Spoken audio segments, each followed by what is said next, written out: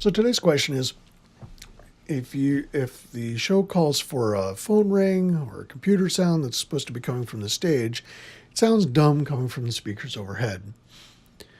What can I do on an unlimited budget, and then what can I do to fake it? Now, the other things that you're kind of looking at are televisions and radios. People want to hear things like phones ring, maybe babies crying in a bassinet, and things like telephones and radios playing the news typically in a play. You could argue with the playwright and be like, do not have a news announcer telling you what's going on. Try to actually, show rather than... You could try that, but it's not going to work. They're going to insist on having a freaking news report.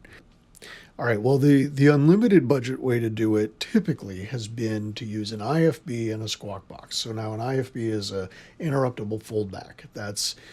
It's the device that's used for news announcers. Usually have a little thing in their ear, and it's called an interruptible foldback because typically it would have their voice in their ear until the assistant director keys on and tells them that the commercial is going to be in 15 seconds or whatever.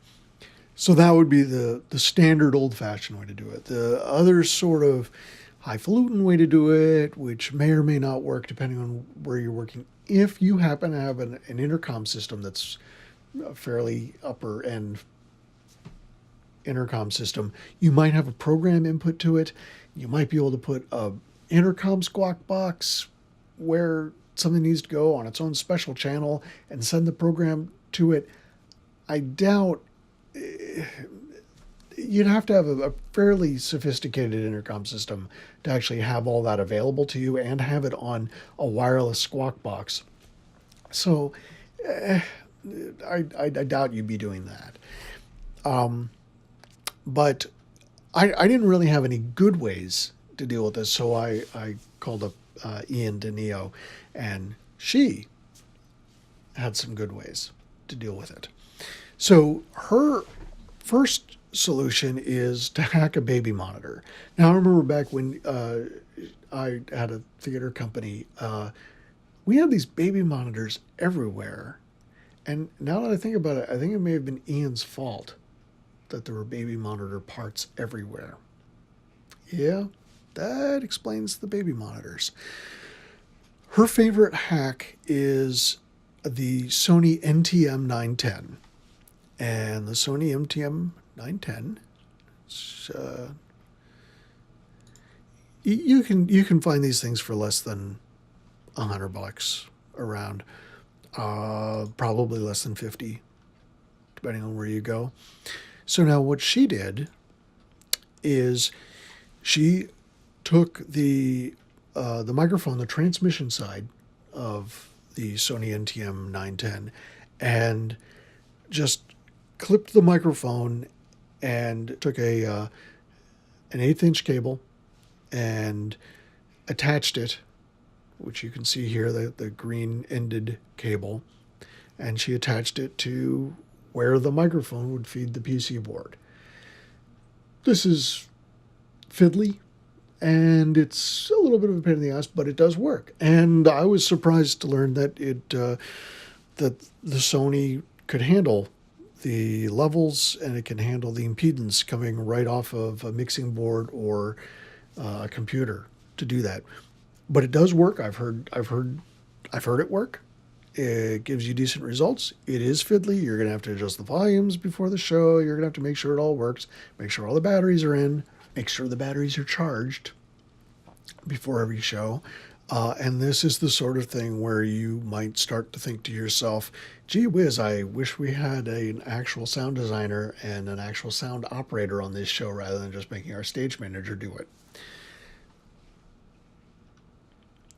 Here, Ian has gone and put a baby monitor in a baby doll so she could make a baby cry on stage.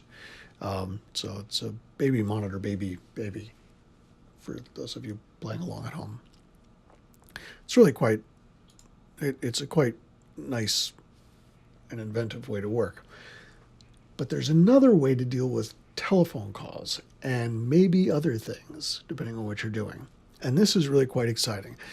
Ien turned me on to this program called Stage Caller.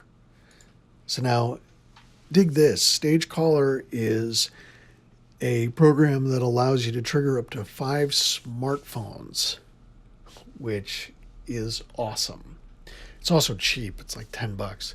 But that is sweet. Now, the fact is that if you're doing this on a really low budget, they're not going to be like buying 5 smartphones so that you can. They're going to be using the actor's smartphones, right? You're going to be like borrowing the producer's smartphone for the show. So that means it's going to be a little bit fiddly because you're going to have to go in there and turn it on and make sure it works and check it before each show. And then probably not let the actors make any telephone calls with it during the show, which might be exciting. But it's a thing. So you can have an actual phone ring on cue on stage, which is, that's pretty cool. Now, Ien does make a suggestion about this. I've never used it. She has.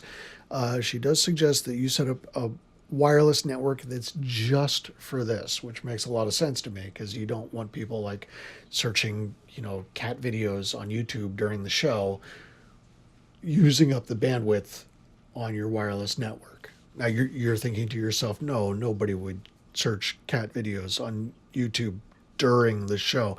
But let me introduce you to the electrics department. Yes.